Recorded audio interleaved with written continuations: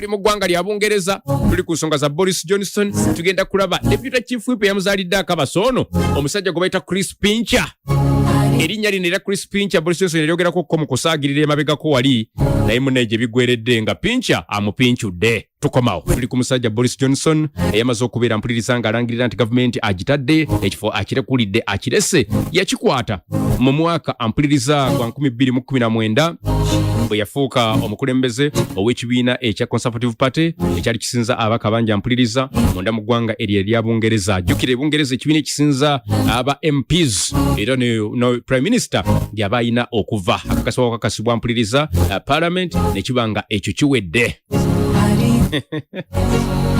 Oluvannyuma ampuliriza olw'aba minisita oba bakulembeze abawerako okulangirira nti entebe bazitadde munda mu ggwanga eryampuliriza erya Bungereza nga balaga nti sibeetegefu kukolera wansi wa Boris Johnson olw'embeera eyabadde etuuseewo nga biva ku musajja gwegambye Deputy Chief Whip Chris Pincher. Boris Johnson we yasinzidde n'alangirira nti bannange ekintu nange nkitadde. Wuliriza byajja bwe biti nga tetunagenda mpuliriza nnyo munda mu Pincher biki bye yakola musajja oyo okusinga ensonga ezize zibadde zeekuusa ku kukabasanya. Musajja si kukabasanya bakazi naye kabasanya basajja banne z'ensonga ezasinze okuzaala akabasa nga n'ekisinga obubi bwinaavaayo alaga nti Boris Johnson omusajja ono yali amumanyi bulungi nnyo si wano mu 2022 zokka oba 2019 nga amaze fuuka Prime Minister naye musajja abadde ne rekodi eno kuva mu myaka egy'enkumi ampuliriza ng'ayogerwako nti yakakabasanya gundi yatawaanya gundi yatigaatiga gundi yakola bw'ati si bakyala naye basajja banne. Musajja oyo Chris Pincher eyaviriddeko Boris Johnson okuba nga apinchulwa okuva mu kifo ampuliriza ekya Ssaabaminisita ow'eggwanga erya Bungereza. Ng'ali mu interview n'omukutu gwa BBC Karis Manson ng'ennaku z'omwezi 5 Julayi 2022 leero weziba 8 5 Julayi lwaliddi ennaku ndowooza nga 2 emabega. Boris Johnson yagamba yali alonze ampuliriza Chris Pincher mu kifo ekyo ekyokubeera Deputy Chief Whip era mbu mu kumulonda yali kwegamba yali atemezeddwako ku buyisa obusiiwuufu ku nneeyisa embi ey'omusajja ono gwe yali alonze era nakkiriza. Wuliriza bino byenjogera mpuliriza yabyogera 5 Julayi Boris Johnson nakkiriza n'agamba nti mazima gennyini yali akoze ensobi obutawuliriza amagezi gaamwebwa nti ogwolonda tumulinako ekko n'atabirowoozaako kwongera kufuna biki ebyali byogerwako omusajja ono bye bali bagamba nti musajja alina obuyisa obusiiwuufu. Ampuliriza Chancellor wa Exchequer Rishi Sunak ne Secretary of State ow'ebyobulamu ne Shoshokeya Sajidi Javid bwe bamala owulira ampuliriza interview y'omusajja oyo Boris Johnson ng'ennaku z'omwezi 5 Julayi lwali lwakumeka lwali lunaku ampuliriza lwakubiri olwa sabbiiti eno. Ababiri abo wayitawo eddakiika ntono nnyo bo ne balangirira nti ebifo Boris Johnson bye yabawa bye babaddemu babivuddemu. Kugambye omu nga ye Secretary omu nga ye Chancellor owa Exchequer Rishi Sunak omulala nga Secretary of State ow'ebyobulamu Sajidi Javid ne bagamba nti bannange ffe tukitadde omusajja gwe tubadde tukolera tetukyasobola tutambula naye tubivuddeko. Vice Chair owa Conservative Party ampuliriza Bim Afolami naye ku lunaku lwe lumu yalekulira ekifo nga si ye yekka wamu n'omulala amanyiddwa nga Sakwebu Bati okugaddako Jonathan Guris ne Nicholas Richards ne bava mu bifo byabwe ampuliriza nga ba parliamentary private secretaries ne babivaako ne balekulira. Alex Chok naye n'ava mu kifo ampuliriza ekya Solicitor General owa England ne Wales. Basuulawo bifo omukulu Boris Johnson bye yabawa bano benjogerako. Olunaku olwaddirira mpuliriza nga 6 Julayi lwe lwokusatu olwa sabbiiti eno Will Quince naye ampuliriza ya resigninga nga parliamentary under secretary of state for children and families. Aba yakalangirira nti alekulidde ku lunaku ampuliriza olwokusatu. John Glenn naye n'alangirira nti alekulidde n'ava mu kifo ekya economic secretary to the treasury. Tuba tukyali awo. Stuart Andrew naye n'alangirira nti avudde kuba minister of state for housing. Tugenda okumaliriza okuyingira parliament ampuliriza nga waliwo ebifo nkaaga ampuliriza ebyababaka ba parliament abali bawe ebifo binene mu government abali bagambye nti ffe katusigaze obubaka n'ebifo omukulu bye yatuwa tubitadde tubivuddeko nkaaga. Asatu ku byo nga babadde ba minister ampuliriza.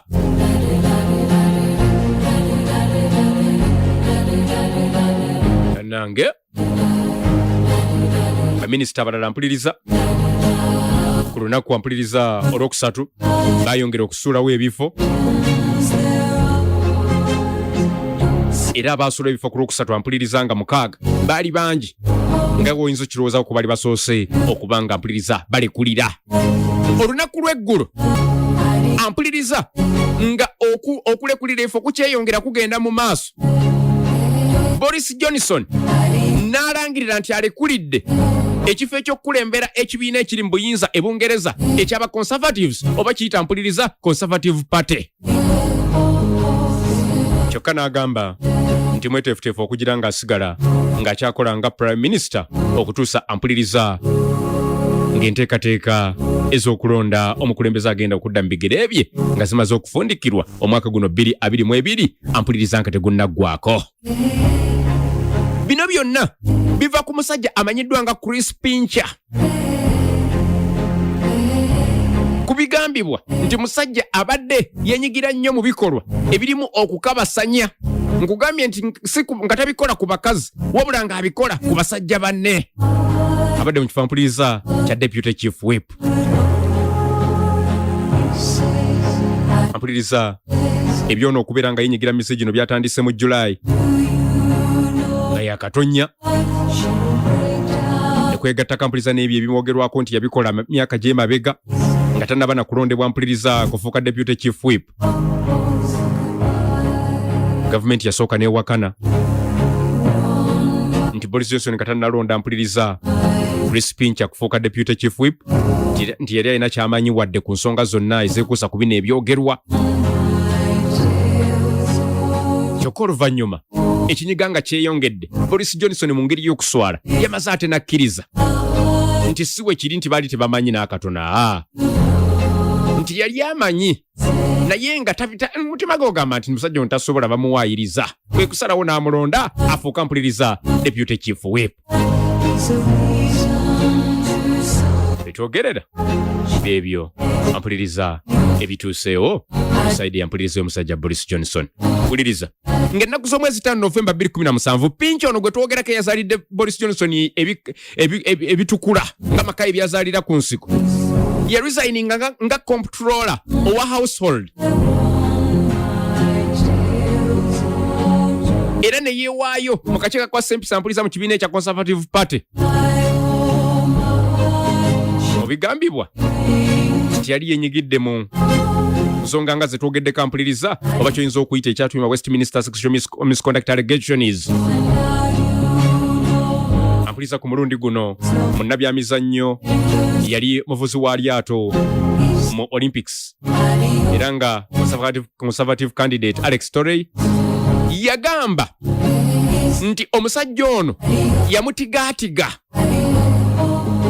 mu mwaka gwali gwa 2021 yamuyita mu flaati ye oba mu kalina ye gy'asula mpuliriza n'atandika okumweweetaweeweeta mu bulago era n'amusuubiza nti gwe ebiseera bitangaavu nnyo mu Conservative Party koyingidde ebyobufuzi agamba togobadde ogolomola mu Olympics ebiseera byo birungi nnyo. Oluvannyuma omusajja ono Pincher wuliriza bino byenkuwaako bitono nnyo ku bingi byenja okuwa maaso eno ddala sabbiiti ejja n'ayingira ekinaabiro n'ayambala bathrobe n'ajja mu maaso g'omusajja ono eyazze ku nsonga za byabufuzi ng'akabonero kalaga nti advances ze zalina ebigendererwa mpuliriza nga byako tebifaanagana n'oli byali bimuleese waka. Ye Pincher Chris yaviiriddeko Boris Johnson okupincuulwa mu kifo ekya Ssaabaminisita. Nenga mu 2017 ampuliriza ebyo byatandikira nga bikuba tebereza bikuba tochi mabega eri mu 2021. Ampuliriza abantu abamuwaako obujulizi wano list ampuliriza toyinza kugimalayo. Bino ebyabaddewo mu June 2022. Pincher yaresigninze nga government deputy chief whip ng'ennaku z'omwezi 3 June omwaka guno gwe tulimu, ng'agamba nti yanywedde omwenge mungi nnyo yenaanise enkangaali nnyingi n'agangayira. Mu kiro ampuliriza ekyakeesa olunaku olwo yali ku Carlton Club, Private Members Club mu St James London, n'agamba nti yeeswaza nnyo mu maaso g'abannansi abaliwo mu kirabu eyo nga bamuwolesa amaaso balaba. Mu kiro ekyo ng'ali mu kirabu eyo ampuliriza emanyiddwa nga Carlton Club, yakkakana ku basajja babiri n'atandika okubatigaatiga okubaweeweeta mu lujjudde. Twogera ku deputy government chief whip.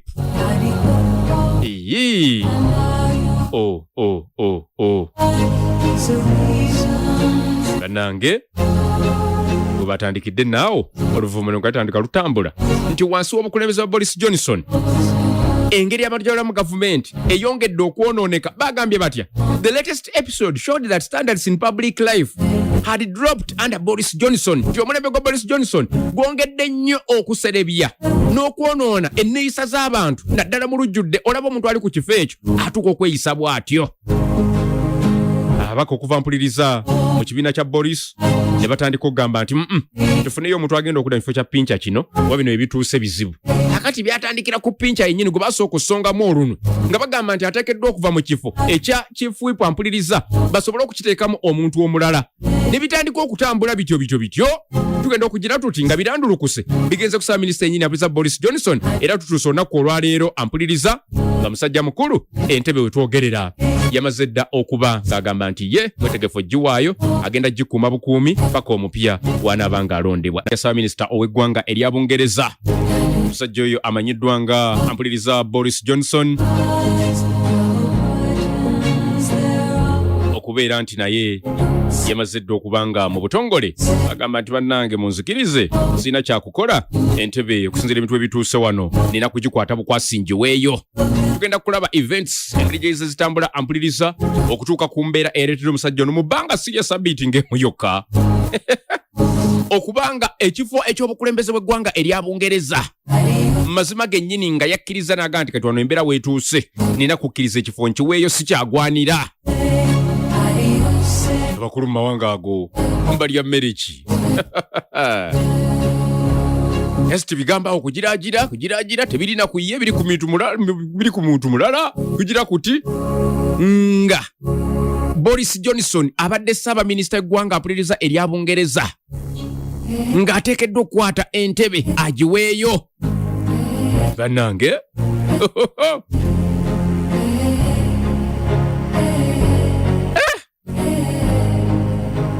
Bungereza enyuma Bungereza olemwa. Omusajja bigambo obugambo ebize bitambula tebiwezezza sabiiti ne bifundikira nga bimuwaliriza okwata entebe agiweeyo. Twogera ku Boris Johnson ampuliriza Ssaabaminisita wa ggwanga lya Bungereza. Musajja mbadde nga mumuwulira nga wantomo nnyo wali mu biseera bya Theresa May. Bannange musajja yayogeranga nnyo gwe Theresa biki by'okukira kuti ngo yazze wali ebbali. Genda tule Bungereza eyo tulabe nkubulira 4 na 5 ku nsonga zino engeri gye zezimba okutuuka ku mbeera eyaleetedde ampuliriza musajja mukulu Boris Johnson okwata entebe n'agisuulawo. Putin ali mu kusagambiza agamba ko kirabe gwe. Omanyi maloboozi agali gasinga okwogera ampuliriza ku nsonga ez'olutalo wakati wa Russia ne Ukraine.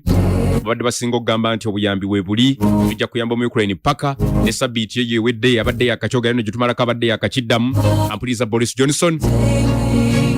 kati Putin yagamba nti musajja gwe kookirabe ebyo byonna tebikutuuseeko butuusi lwakuba nti ki ekyo kisiraani kye kyakugwiridde kwagala kwesimba mu Russia. Yadde buli nsonga tebulako bukwakkulizo. Ever since I first stepped through the door behind me as Prime Minister, I have striven to make the United Kingdom a country that works not just for a privileged few, but for everyone, and to honour the result of the EU referendum. Back in 2016, we gave the British people a choice. Against all predictions, the British people voted to leave the European Union. I feel as certain today as I did 3 years ago that in a democracy, if you give people a choice, you have a duty to implement what they decide. I have done my best to do that. I negotiated the terms of our exit and a new relationship with our closest neighbours that protects jobs, our security and our union. I have done everything I can to convince MPs to back that deal. Sadly, I have not been able to do so. I tried 3 times. I believe it was right to persevere, even when the odds against success seemed high.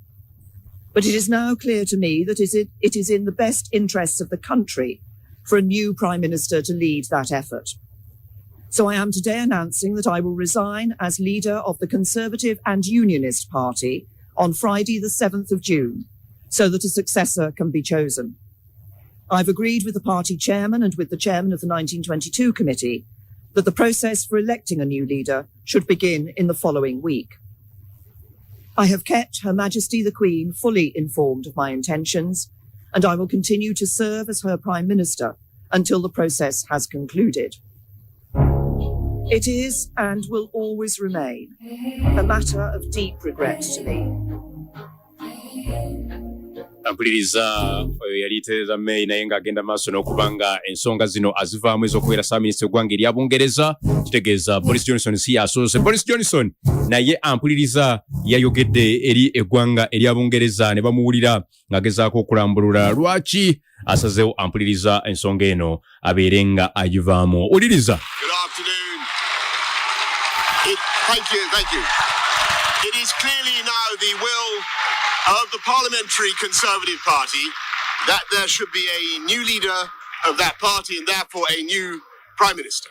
And I've agreed with Sir Graham Brady, the chairman of our backbench MPs, that the process of choosing that new leader should begin now. And the timetable will be announced next week. And I've today appointed a cabinet to serve, as I will, until a new leader is in place. So I want to say to the millions of people who voted for us in 2019, many of them voting Conservative for the first time.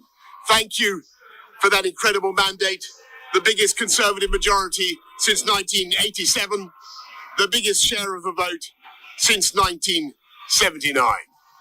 And the reason I have fought so hard in the last few days to continue to deliver that mandate in person was not just because I wanted to do so, but because I felt it was my job, my duty, my obligation to you to continue to do what we promised in 2019. And of course, I'm immensely proud of the achievements of this government, from getting Brexit done to settling our relations with the continent for over half a century, reclaiming the power for this country to make its own laws in Parliament, getting us all through the pandemic, delivering the fastest vaccine rollout in Europe, the fastest exit from lockdown, and in the last few months, leading the West in standing up to Putin's aggression in Ukraine.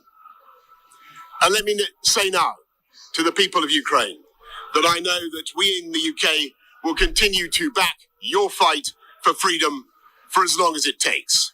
And at the same time, in this country, we've been pushing forward a vast program of investment in infrastructure and skills and technology, the biggest in a century, because if I have one insight into human beings, it is the genius and talent and enthusiasm and imagination are evenly distributed throughout the population, but opportunity is not. And that's why we must keep levelling up, keep unleashing the potential of every part of the United Kingdom.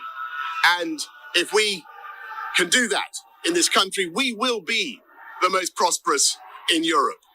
And in the last few days, I've tried to persuade my colleagues that it would be eccentric to change governments when we're delivering so much and when we have such a vast mandate and when we're actually only a handful of points behind in the polls, even in mid-term after quite a few months of pretty relentless sledging, and when the economic scene is so difficult domestically and internationally. And I regret not to have been successful in those arguments. And of course, it's painful not to be able to see through so many ideas and projects myself.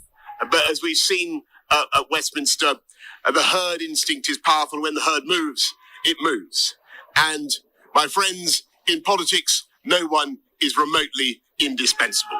And our brilliant and Darwinian system will produce another leader equally committed to taking this country forward through tough times, not just helping families to get through it, but changing and improving the way we do things, cutting burdens on businesses and families, and yes, cutting taxes, because that is the way to generate the growth and the income we need to pay for great public services.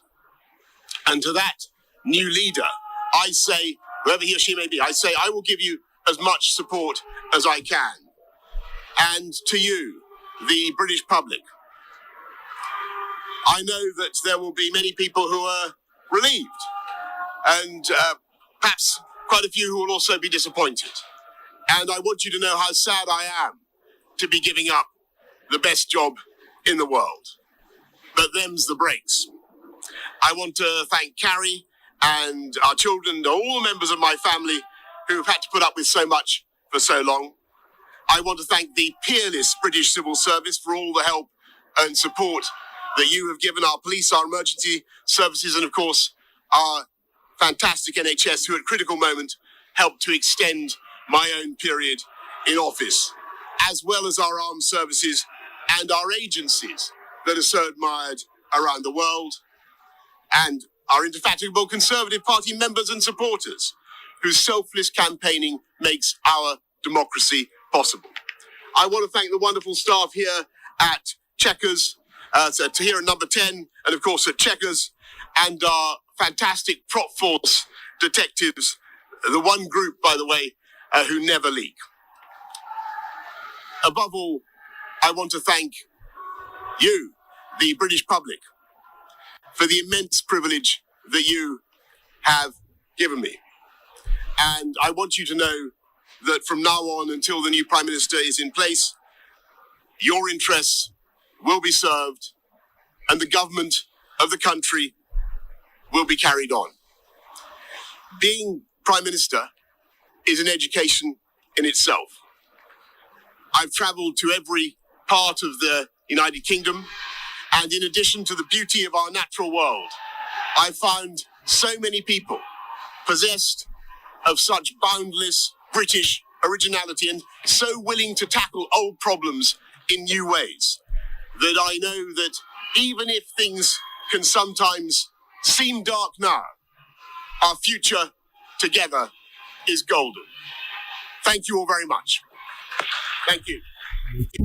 Apuliriza yoyo omusajja Boris Johnson saaminisa eggwanga erya Bungereza nga ayogera eri eggwanga ng'ababuulira nti bannange ekintu nzikiriza nkitadde ninze bulinzi gwe bagenda kundaga agenda kudda mu ntebe eno mwe mbadde ntudde nze nkitadde yalondebwa 2019 mu kalulu akakyasinze okuba nga kalaga nti Ssaabaminisita awagiddwa abantu bangi nnyo ne kamenyawo ekyali kikoleddwa mu 1987 ke kabadde kakyakutte akatera owulire ng'akyogerako ng'agamba nti bannange mwannonda ne mumenyawo ekyafaayo ekyakolebwa mu 1987 zembaddeko ng'akyasinze okulagibwa obwagizi obungi buli kibiina kyonna ne kigamba nti tukkiriza mu Conservative Boris Johnson yaba atukwatamu yakulemberamu nnyo banne mu kusindiikiriza Theresa May era entebe watu n'agikwata n'agiddamu akati naye alimu ebyamuviiriddeko akabasa era alina ate banne abaawagidde nnyo okulaba nga agenda we twogerera ayina okubeerako paka nga Ssaabaminisita omujja enteekateeka ez'okumulonda zimaze okukolebwa mu mwezi gusubira okwoga Okitoba we tujja okulabira omupya naye amaloboozi agakyatambula okuva mu babaka mpuliriza mu Parliament ey'eggwanga erya Bungereza amaloboozi agavayo gagamba nti naye ggwe lwaki osalawo okusigala ng'okyali ku lwaki toviirako ddala kati bwete tufunayo wakaseera agira nga atudde mu ntebe eyo gy'otuddemu gwe ne tukuwona n'oddira ddala ebbali lwaki totuvaako omusajja gwe Boris Johnson abale bapate ekibiina ekisinga mpuliriza okuvuganya ennyo ne ba conservatives kigamba nti akadde konna bagenda kuleeta motion oba bagenda kuleeta ekiteeso ku fulo ya parliament munda mu ggwanga mpuliriza liri erya Bungereza nga ekigendererwa kyakugiramu ddala bwesige Boris Johnson abeere nga ne bino byagamba nti kagira abeerako paka omupya w'anaalondebwa bibeere nga tebikkirizibwa entebe agiviiremu ddala nange awe tuli ngenda kubulira ensonga mpuliriza engeri gyezizezimba ezaviriddeko omusajja ono mpuliriza Boris Johnson okubeera ng'asindiikirizibwa era ng'okusinga tugenda kussa essira ku nkulumu zonna ey'omusajja mpuliriza abadde deputy chief whip w'abagenzi ogw'omumyuka wa Nampala wa government munda mu ggwanga erya mpuliriza erya Bungereza njogera mpuliriza ku Chris Pincher deputy chief whip eyaviriddeko akabasa akaleetedde mpuliriza mu bbanga lya sabiiti emu yokka okubanga ebintu byonoonese byalabikanga ebyokusaaga naku bbiri eziwedde Boris Johnson eragezaako okwewozaako bannange munsaasire mundeke enjira mbeerako bijja kutereera temufaayo ne kigaana paka mpuliriza ekinyiga we kyamuyitiriddeko n'alangirira balya mmere kyabo tuli mu ggwanga lya Bungereza tuli ku nsonga za Boris Johnson tugenda kulaba deputy chief whip eyamuzaalidde akabasa ono omusajja gwe bayita Chris Pincher erinnya lino era Chris Pincher Boris Johnson eryogerako ko mu kusaagirira emabegako wali naye munnaye gye bigweredde nga Pincher amupinchudde tukomawo tubadde tulina okugendako munda mu ggwanga liri mpuliriza erya Burkina Faso omusajja Compaore gwabadda nti alina okusibwa ampuliriza obulamu bwe bwonna ng'ali mu kkomera olw'okutta Sankara eyali omukulembeze ow'entomo myaka egy'ekirana munda mu ggwanga liri erya Burkina Faso lyamaze dde okufuluma Ivory Coast n'addayo ewaabwe ku butaka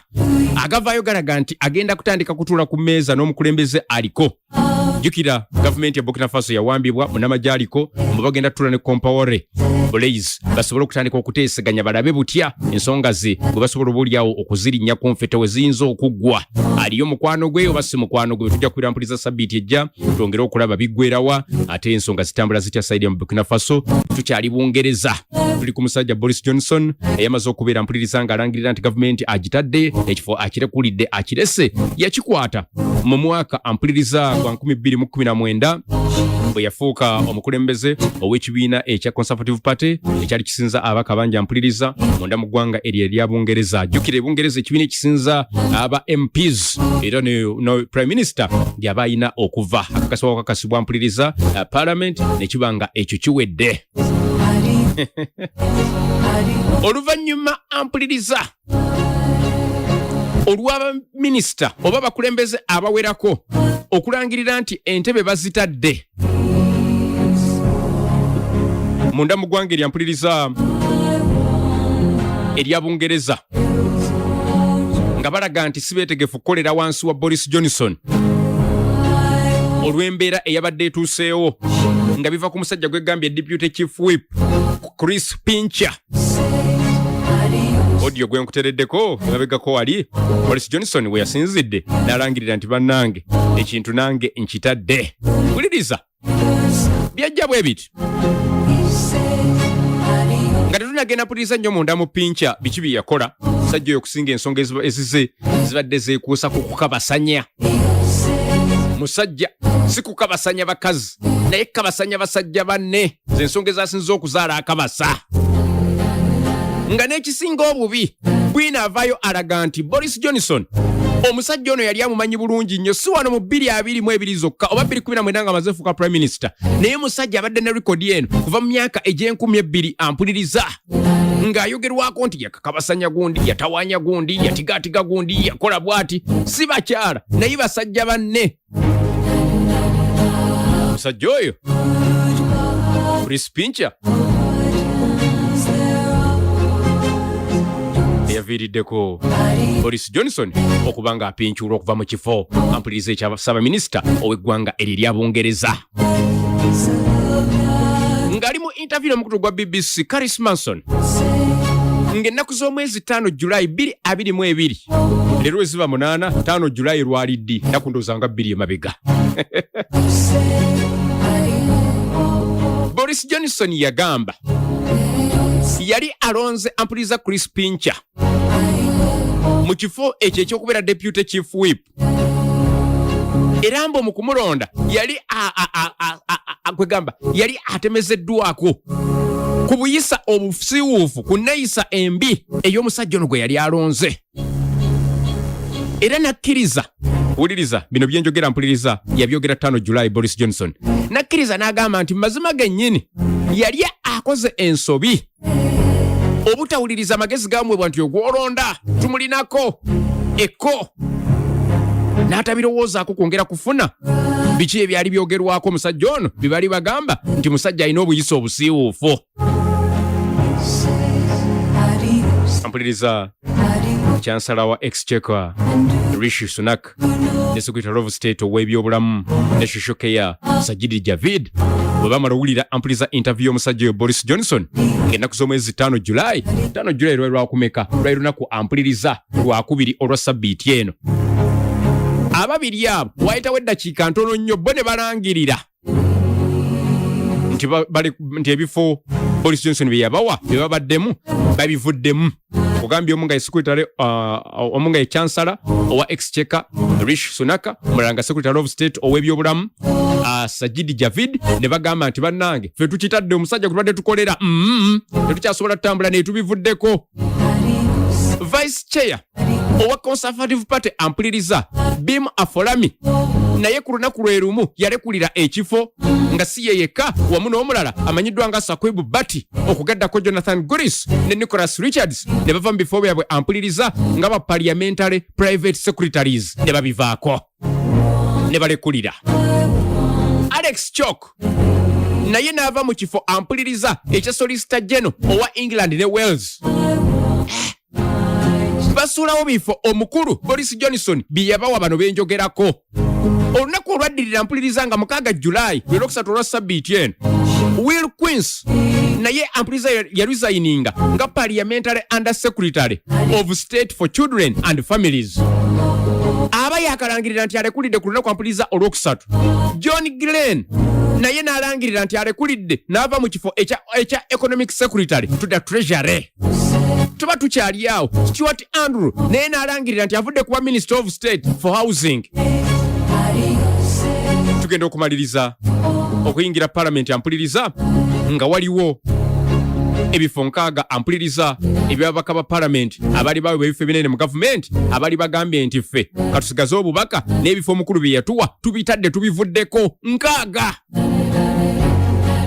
3 ku byo nga babadde ba Minister ampuliriza.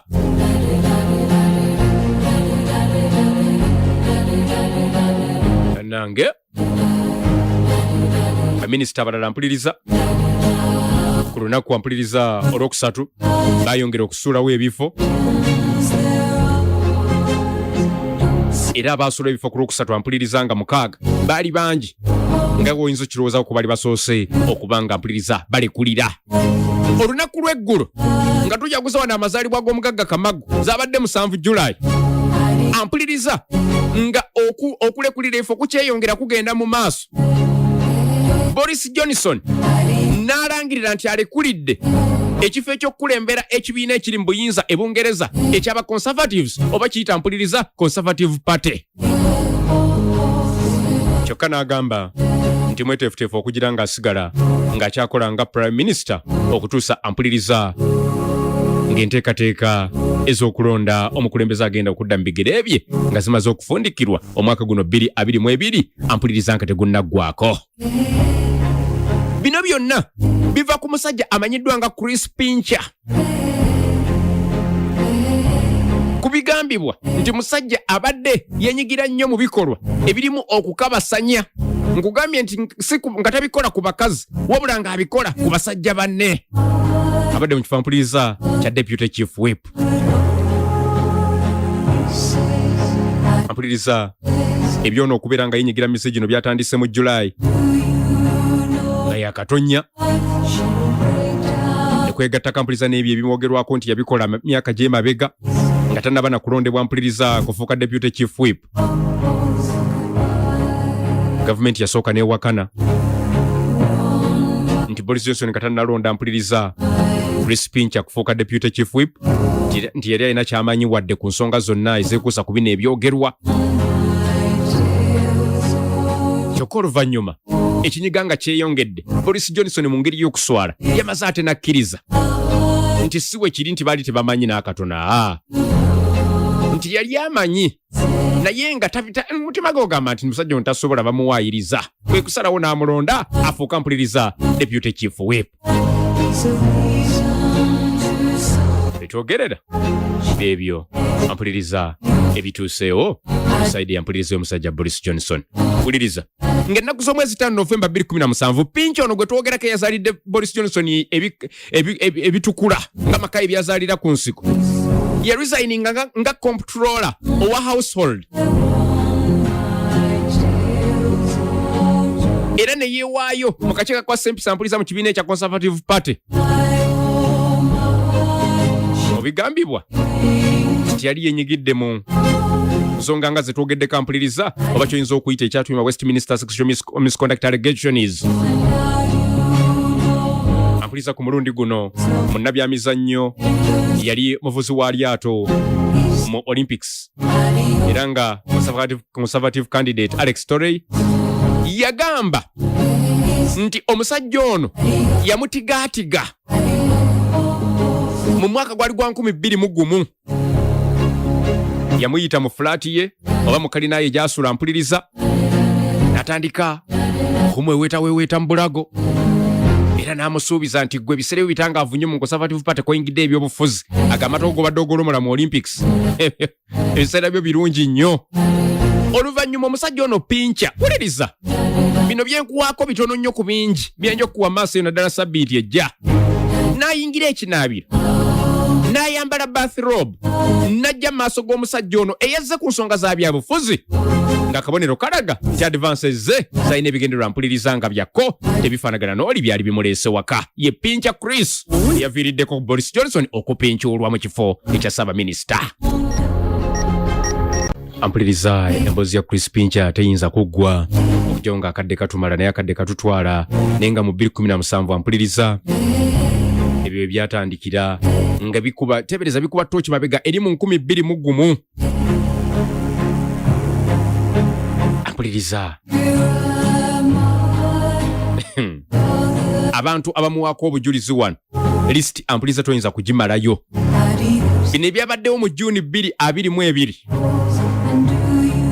Pincher yaresigninze nga government deputy chief whip ng'ennaku z'omwezi 3 June omwaka guno gwe tulimu, ng'agamba nti yanywedde omwenge mungi nnyo yenaanise enkangaali nnyingi n'agangayira mu kiro ampuliriza ekyakeesa olunaku olwo yali ku Carlton Club Private Members Club mu St James London. N'agamba nti yeeswaza nnyo mu maaso g'abannansi abaliwo mu kirabu eyo nga bamuwolesa amaaso balaba. Mu kiro ekyo ng'ali mu kirabu eyo ampuliriza emanyiddwa Carlton Club yakkakana ku basajja babiri n'atandika okubatigaatiga okubaweeweeta mu lujjudde. Twogera ku deputy government chief whip.